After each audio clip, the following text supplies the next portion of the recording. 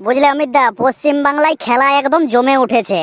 প্রত্যেকটা নেতা মন্ত্রী ঘর বাড়ি ছেড়ে সবাই রাস্তায় নেমে পড়েছে। রাস্তায় যদি সময় পাও একটু পশ্চিম বাংলার খবরটা দেখো যে কি হচ্ছে। যে সমস্ত নেতা মন্ত্রীরা নিজেদের এসি রুম থেকে কোনোদিনও বেরাতো না, আজ সালারা সব রাস্তায় একদম নেমে পড়েছে। পুরা একদম কোমরে গামছা বেঁধে আদা জল খেয়ে একদম লেগে পড়েছে ভোট প্রচারে।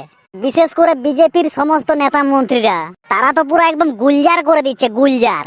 বিশেষ করে সজল ঘোষ আর তার ভাই দিলীপ ঘোষ পুরা একচেটিয়া চালাচ্ছে, একচেটিয়া। আবার সজল ঘোষের স্টাইল ভোট চাওয়ার, ওরে শালা। বলছেন কাকু কাকিমা বৌদিমণি নিজেদের বাড়ির ছেলে মনে করে বিশ্বাস রেখে ভরসা রেখে একবার ভোটটা শুধু দিয়ে দেখুন।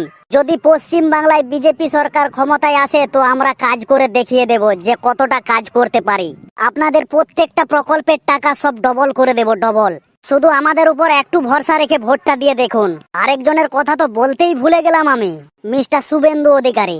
যেই দিন থেকে পশ্চিম বাংলায় ভোট ঘোষণার দিন ঠিক হয়েছে, সেই দিন থেকে তো উনি আবার একবেলা করে খাচ্ছেন।